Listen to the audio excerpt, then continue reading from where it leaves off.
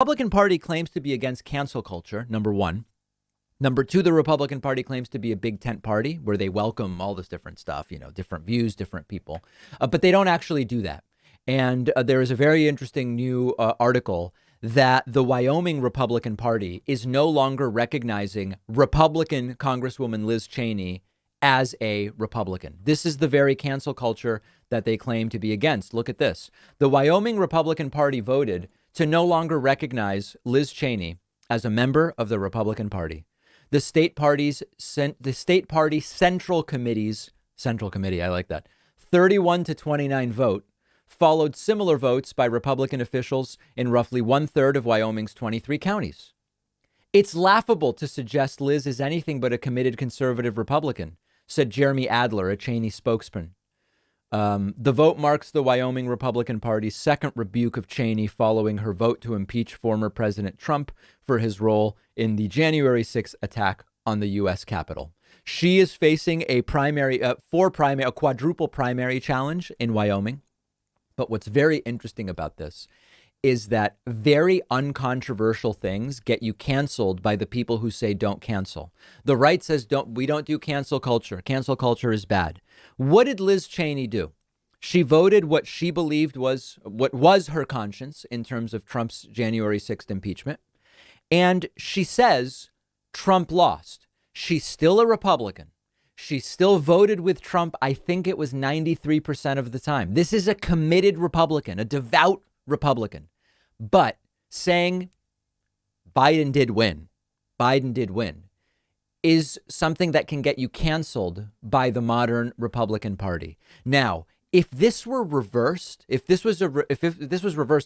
you had a Democrat who had crossed party lines to agree with what Republicans were saying, and Democrats voted to say this is not a Democrat anymore, Fox News, Newsmax, all the right-wing media would do a week on the Democratic Party has been hijacked by extremists who have no tolerance for dissenting views. They cancel, they do silence from the national media on what the Wyoming Republican Party has done.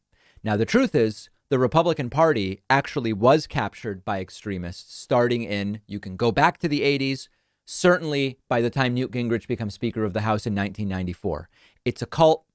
It's the norm now in the Republican Party. And Barry Goldwater had really predicted this.